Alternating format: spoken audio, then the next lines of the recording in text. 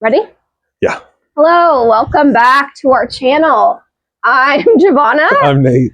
We are your favorite resellers in Las Vegas. We are full-time resellers building a real business with secondhand finds. We flip stuff that other people don't want, and we turn it into real income. Yep.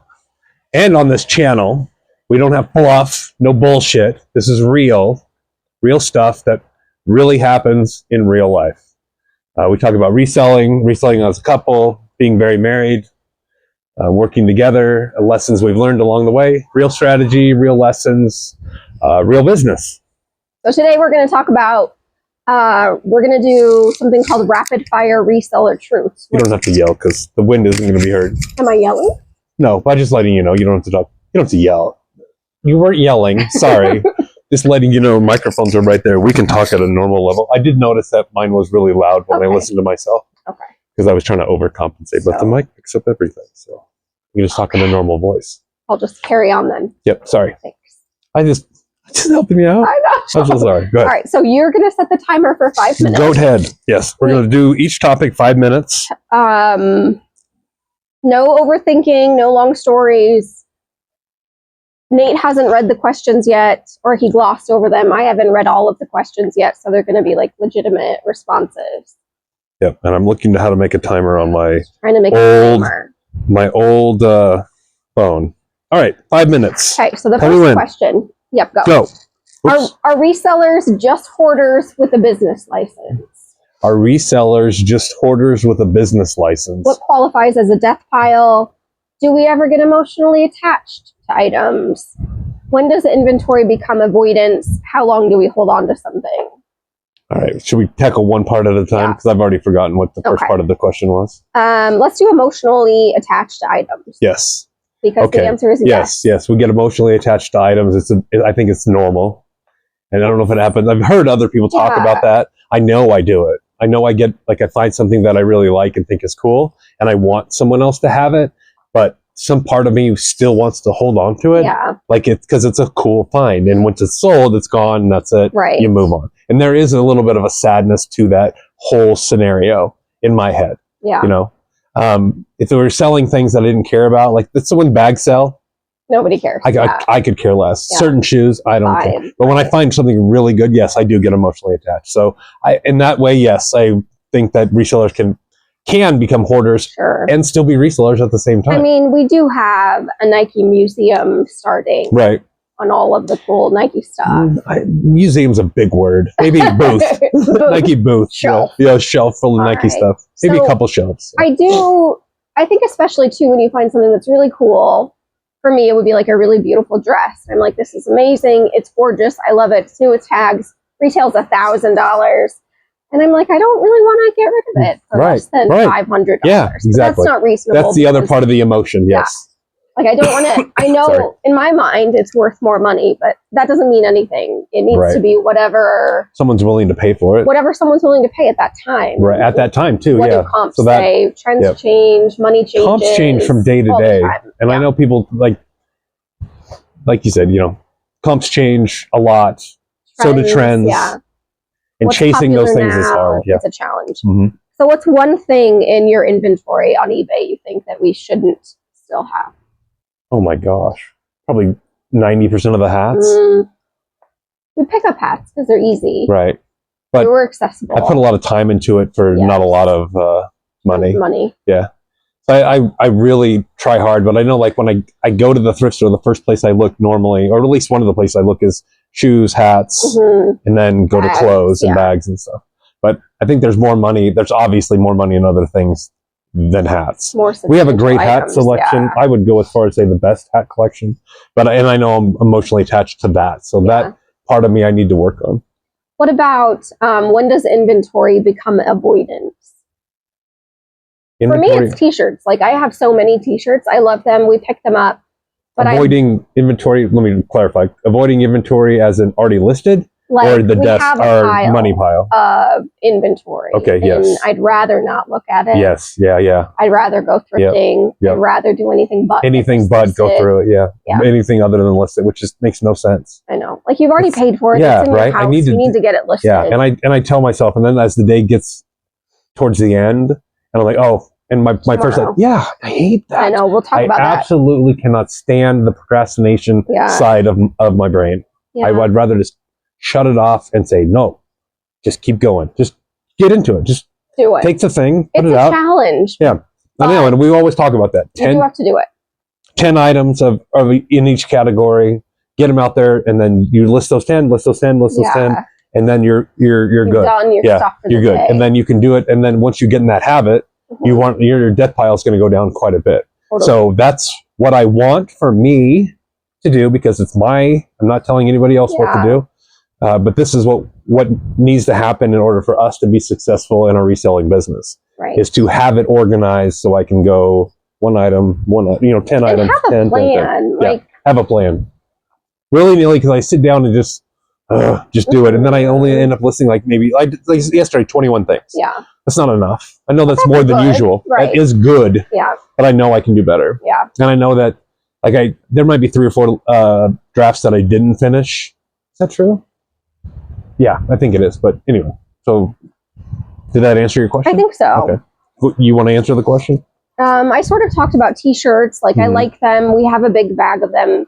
They're tedious for me because, you're going to get like $10 or $15 from each t-shirt. Right. But we have them, so they need to be listed. So I did do about 5 yesterday. I just grabbed a stack.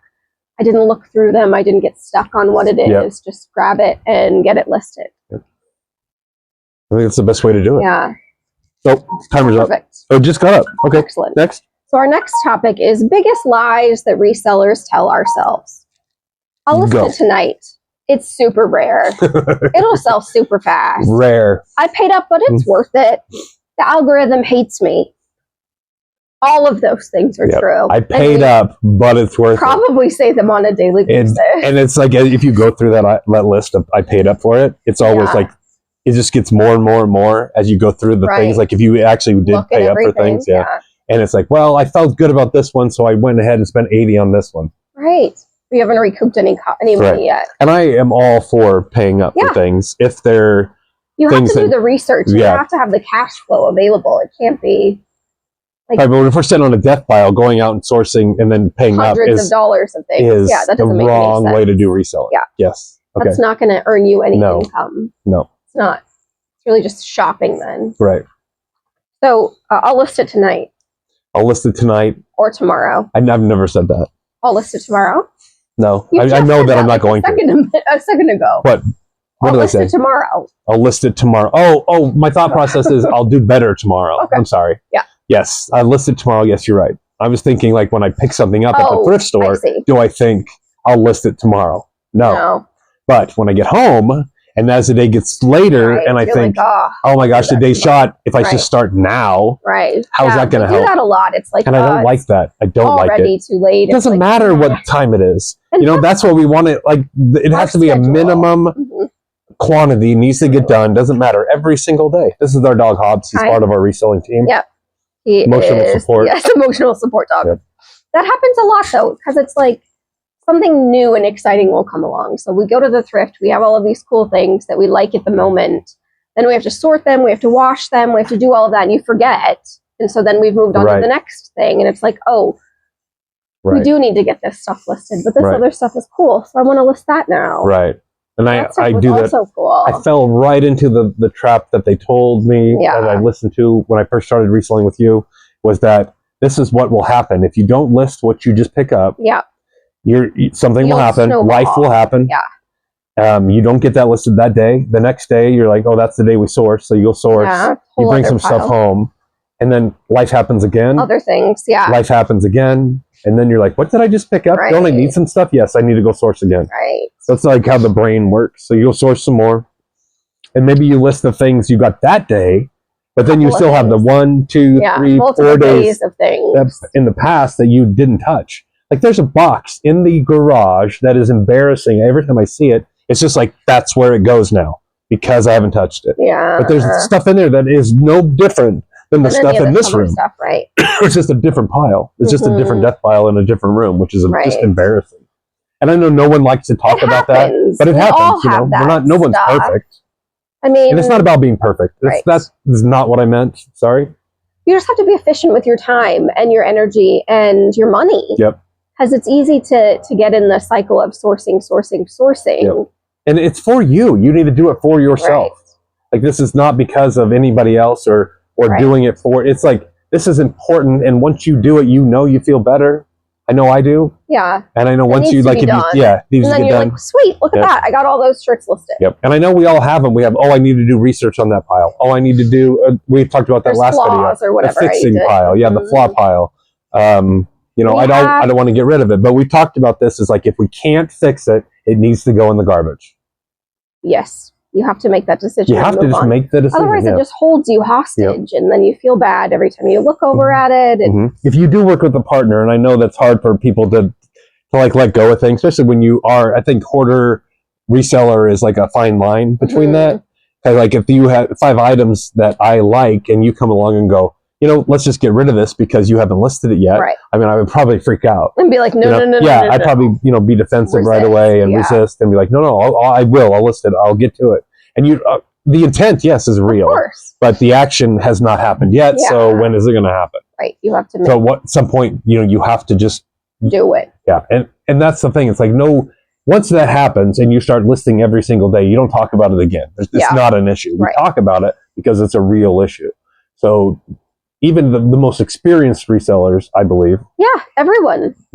I have no hesitation in saying that everyone has some things that they bought that they are struggling to list, that they're bad buys maybe, but you have this emotional connection, and it's like, I don't want to throw that away because I already spent money on it. I can do this, that, or the other, and maybe get a couple bucks back. Nope. But, all right. Then you throw up on eBay and hope for the best. Yeah. Okay. All right. What else do we have here? Ready? Break. Yeah. Yeah. Go. Ready? Huh? What we don't buy anymore, even if it is profitable. Oversized items, fragile things, slow sell-through rate, things that drain mental energy. So there's definitely, big things. Large items are hard to photograph, to ship. Yeah. I have a suitcase that it's a great suitcase. It will sell once it gets listed, but I don't have a proper place to picture it. And that's my hang up. It's like, it's not going to look consistent with the other pictures. Right. So, or the other listings. But it doesn't have to be perfect. Yeah. Thank you. It doesn't matter because no one's going to be browsing for a suitcase and then see a hat and go, oh my gosh, that background is different. Like, I look at some people's list, like if I see something that I like, I will sometimes go to click that thing that says there are other items, sellers, other items. Not always, though. Yeah. Because you'd have been like the one thing you wanted. It's not really you don't want all of the in that category. You just want the one thing in that category. And a lot of those sellers that just focus on that, you're not going to buy 2 or 3 things from them. It's just going to be one and done. And that's the idea behind, like, the way to make eBay work for you is obviously to find things that are discontinued, not made anymore, and that are wanted. And I know that's the balance. Desirable. That's the balance of not made anymore and still has a need. And that obviously is the category everybody wants to sell in, but we don't always know what that category is going to be. Sure. So we try to hit them all across the board. Well, yeah, there's little bits in every category. Yeah. You're not going to go buy iPhone 17 and try to compete with Apple as a small seller. As a business. So the reason I say this is because I was looking at new headphones to get, as you've seen on other videos, we picked up a few, then they're not great. Inferior. So I have a pair of JLabs that I did research on, paid $100 for them a couple years ago, and they still work good. One of them won't charge very well, but I did. I asked ChatGPT for about the Bluetooth technology, where the loss is coming from in the music. I mean, that's a whole nother thing. But so it recommended this other brand. So I searched it first Amazon, then eBay, and I saw all the prices in eBay were the same as the prices on Amazon. So they're all about $80. Mm-hmm. I looked on Target, I looked on Walmart, because now I'm curious what's going on. And they're all about $79. $79.99 is what the price is. So that shows me that there's enough retailers out there that are selling, big retailers, that are selling them on eBay as well. So that has been now the price. Because eBay sees that they have 50 available, they've sold 20, they have tons of clicks, tons of likes, tons in the cart, and so all the traffic's going to be going there. How am I going to compete with this pair of these modern headphones? So like things that are in line right now, you can't compete in line. So picking up inline things, in my opinion, now you have to be aware of that. Yeah. You have to be good at looking up comps Yes. and like understanding, knowing seasons and things like that. Is this something Yep. that I could sell before someone else? Right. And that's where like doing homework, watching the YouTube videos that we watch, that you guys watch, educating yourself. You know, it's hard to dig through the crap and the fluff of what is really selling, what is not selling. And there's some resellers that have YouTube channels that touch on that and actually, you know, hit the mark on it. A couple that we know of. You know, I know there's a ton out there, but go ahead. We need to go with other things that we don't buy anymore. Okay, sorry. That's all right. I went off topic Tangent. there. Glassware. Yeah, fragile items. Yeah. Things Antiques. that drain mental energy. I think we do that a lot because I pick up cool stuff. Right. And we have to look it up and find out. Look it up. You have to figure it out. It's like one of a kind from 1950. And you're like, that's amazing. Someone will definitely want this. But how much time are you spending on it? To get the value. To get the value, to get it listed. Because it's so rare. Like how many people are really looking for that? And you don't think about the mental and even just gymnastics you have to go through through just to get it to the point of listed. Get it listed, yeah. And maybe then, even after it's listed, if you priced it emotionally, right? Or if it's not going to sell, random that like 3 people in the world want it, right? And they don't even know they want it still because they looked once and it wasn't there. And then you guys know what that's like. You look once, 6 months later, you may look again, right? And you go, "Oh yeah, I forgot I forgot I wanted that." It's not a daily need, so it's not like it's my medicine or it's my food things that I need right now. Yeah, that's so true. Like the 3 people in the billions that are on eBay that are looking for that. Right. Are they going to look right now? Right. Are they going to look? And that's what we all hope for. Yeah. And that was what the idea behind eBay was, to be able to find the things that you couldn't find anymore. Now it's just a retail space like Walmart, like Amazon, so you can get the things you want right now. Immediately. Yep. And a lot of people have that same expectation on the different platforms too. Yes, they do.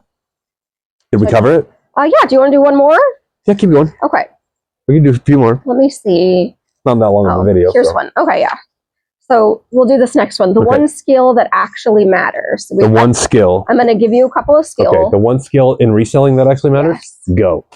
So consistency, patience, pricing discipline, detachment, volume mindset, systems, or negotiations. Consistency is the most important one in that. I think so too. And I feel that way with everything. Yeah.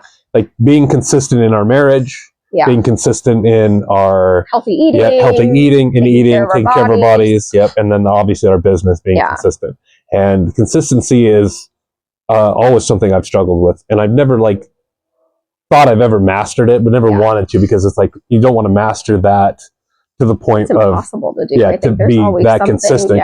It's like, I always want to get better. Yeah. I don't want to be predictable, but I always want to get better. So yes, consistency with having a minimum number of items that need to be listed every single day. Right. And not just pictured, but listed. That will depend on whatever your business model is. Right. And so ours and what your life is. Yes. Yeah. What does your life consist of? Yeah. Ours is a volume model. So we want to have a lot of things that are, $20, $30, $40. Yep. So you have to calculate how many items do I need to live? How much money do I need to make to survive? Right. And then divide that out by your average cost of goods, and then divide that out by how many items you sell. It's all just math, but it needs to be consistent to snowball into real money. Right. I think that's true. One thing that I think is important too is systems. You need to have a system in place so that you're not reinventing the wheel every time you take photos. My system is front, back, measurements. I do all of these things on every single listing. Right. So it makes it more efficient with my time. And then also I know what to do. So instead of we do things in batches. So instead of having a whole photo setup for hats, and then doing a purse, and then doing a dress, and then doing a belt, and then doing this, that, and the other. Right. You don't develop any kind of rhythm. Yeah, it's not. You're floundering on each item that you're trying to photograph and list. Right. So systems, I think, are important also. I do. And then also you need to track your numbers if you're going to be a business. Otherwise, you're just right. I think hoping a lot of for the best. Yeah, I think a lot of resellers, newer ones too, that don't keep track of things like that, or maybe don't even know how to keep track of it because they haven't been taught that. Is that it is just a a list in hope Yeah. kind of a thing. And Mhm. and it's unfortunate, but I mean, a lot of the listings that we put up end up being that way. Sure. You know, there's only a small percentage, as you all know. You can have 5,000 items, 10,000 items in a store. If you're just a couple people, it's not going to pop up in the search result as like the big company. So, Right. you know. So I think it's not, I mean, a lot of our items we have some information on, Right. but you do have to wait. Like it's a waiting game. It's not like an immediate purchase. Right. But I think it's a little bit more than luck. Right. We have some skill invested, some energy. Well, is it luck? Or I think that's one of the questions on there too. Is one it of luck? the questions. I think we should cover that one too. Okay, we'll talk about that as well. Is it luck or is it skill? Mm-hmm. What was another? Tell me the question again. What's the most important, or what really matters? Yeah, like detachment. We talked about a little bit as well. Right. You have detaching yourself from the idea of only selling what you like. Right. You want to sell what sells. What sells. Pick up what sells. Like if I found out that it was just going to be wicker baskets from here on out, and that's what was selling right now, we're going to learn all I have to learn about wicker baskets, and so that's what I'm going to have to learn about. So you know what's selling right now. It's we across the board. eBay will give you those like top 5 categories, and of course their eBay numbers still based on all of the sellers. Yeah, all the sellers. So you have to take that with a grain of salt. Yeah, you can deep dive in. If you have. We've talked about that. Electronics, high-end electronics, or high-end. I don't know if it's like. I'm sure high-end clothing goes really fast on there too. I think so. Like reprints. That's a whole nother subject. But detachment. I think like in the beginning, it was definitely hard because you're like, oh, this is a $60 T-shirt or whatever. I got it for $1. Right. You want to get 60. You want to get something good for it. But if you think about it as just a dollar amount, we buy things at the bins. Our average cost there is maybe like $2. So do you want to roll $2 into $40 now, or do you want to roll $2 and $60 in 18 months? Right. Yeah, 18 months. So you have to just kind of like step away. Right. Is what I've tried to do and be like, this is a $1 item. I don't care if it's Gucci or whatever. Like, I'm happy to turn $1 into $50. So instead of looking at the item as an item, look at it as $1. It's $1. $1. Right? That's a good way to do it. However much you spent on it, like $5, even if you spend $10 on something, like, I mean, you want to get a reasonable value, but $10, I would like to turn that into $30 is great tomorrow. Or you can do $10 and turn it into $1,000, but that's going to be 5 years from now, which is a better. Well, I think detachment for you now is also like important too. If you do like best offers, you have to be willing to accept offers that are not going to be your best offer. Right. If you and detaching yourself from something, again, we look at offers when somebody sends, something's listed for 100, and they sent a offer for 30. We look and go, okay, how much did I pay for this? If I let it go for 30, it's going to make me look bad. Right. Are they going to, it's like an ego shot. It's not about that. It's about, they don't care. Do you want the money now or do you want it later? Or do you not want it at all? Right. So I'd rather have 50 now or 30 now than 100 in 2 years. 6 months. Yeah, because I want it now. So we can move that product out and get more stuff in or different stuff in. Yeah, take that $30. Yeah, and I don't want to have these hats and things forever, electronics and all those things forever. Not at all. Or even get them out. Yeah, they need to sell and get out. And then that creates you don't want to price it too low. I know there's a whole nother thing because then you scare people off. Okay, next or one more. Yeah, and we'll then do we'll be one more because it's cold and I want to go inside. One more and we'll be done. All right, so let's do skill or luck. Yeah, where did that? No, is that the same? Basically the same topic. No, I think it's good because we can talk about. Yeah, we'll do skill or luck. Okay, go. All right, could someone else replicate what we do? The answer, I think, is yes. Anybody can do reselling. Right, anybody can do it. But I think it's more about skill than luck. Like you need to research things. You need to find out what the market is like in your area. What do you have access to? What's available? What's your budget? Right. There is a skill to it. All of those things I think you need to be aware of. Especially one that if you capitalize on. I'm sorry. No, go ahead. If you want to be a reseller longer than 6 months. Yeah.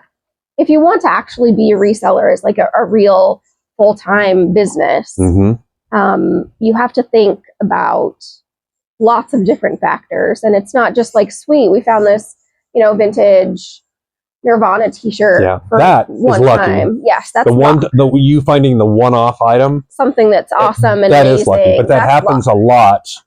As far as, but you know that's one item out of your 100. Right. So it's 1% of the 100 items you pick up is going to be that one item that we is all going to have be rare. luck And we awesome finding stuff. things like that. Yes. But the 99% of the other times is the stuff you have to know.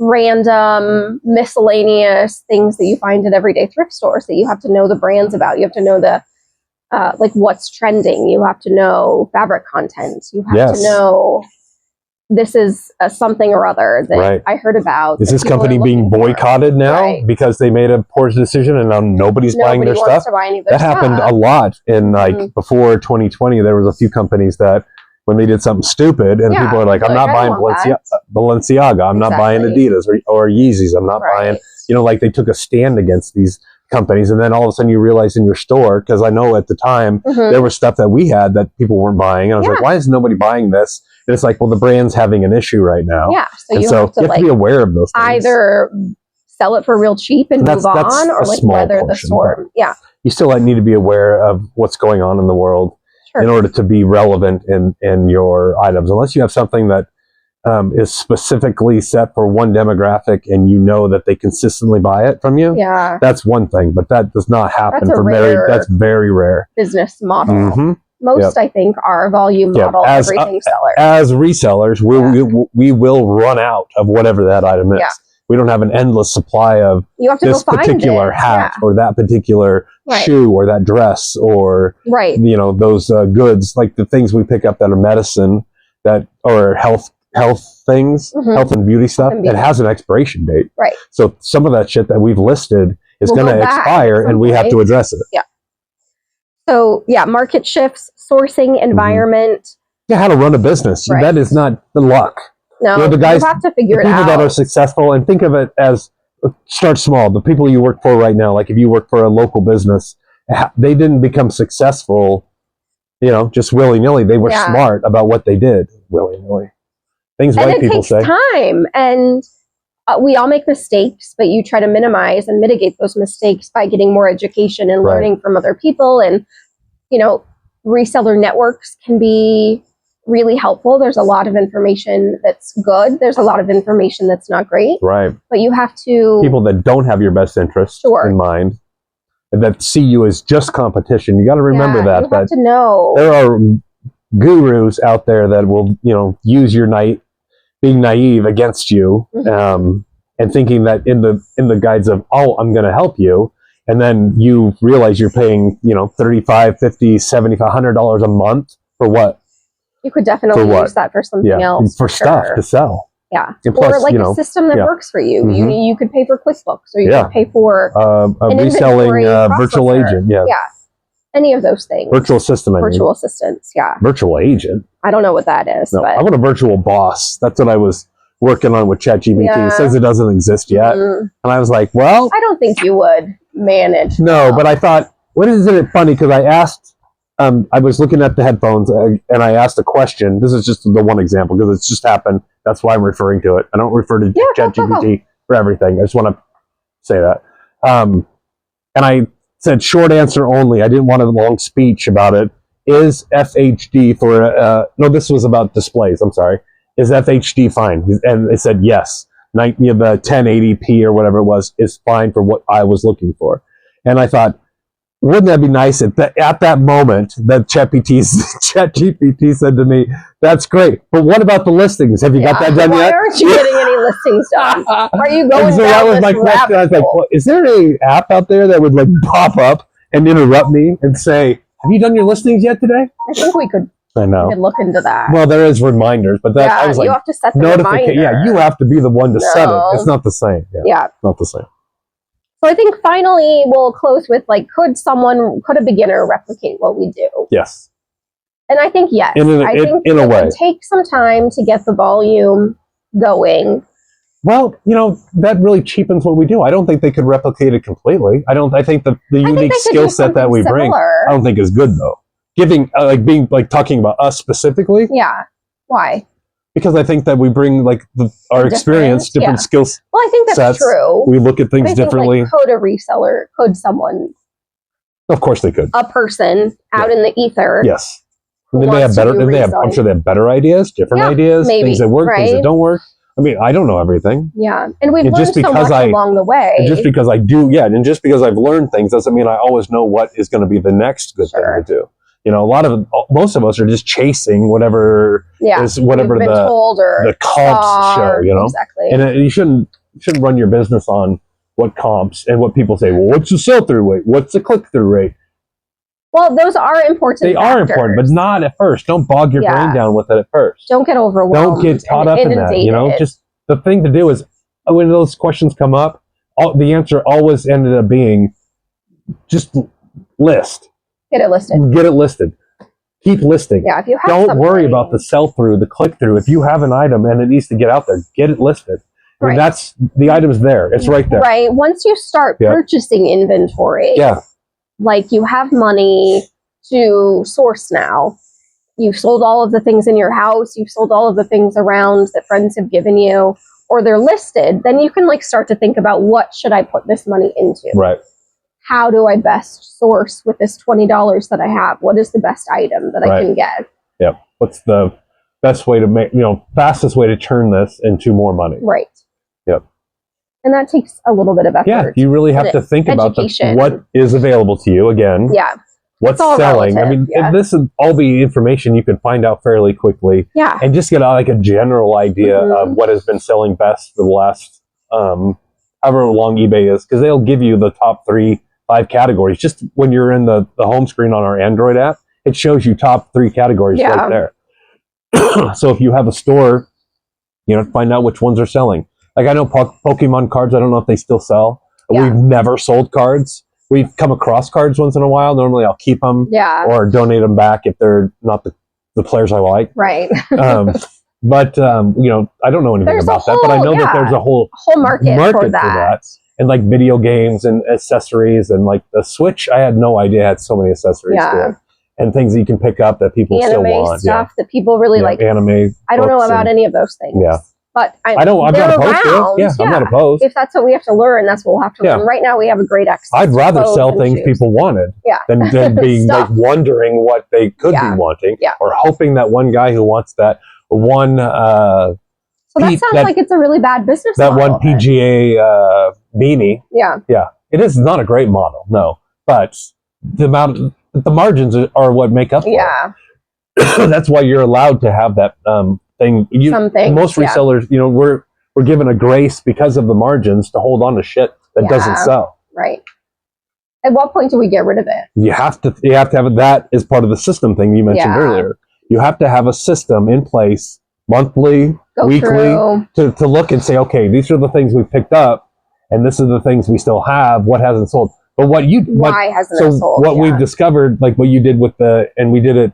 It's been the first time in 5 years that you've gone through every single bin of inventory. I mean, if we do that every year, but you want to do it more often than a year too. But it's so much work. Yeah. And we'd have to find some way to do it where we can more efficient.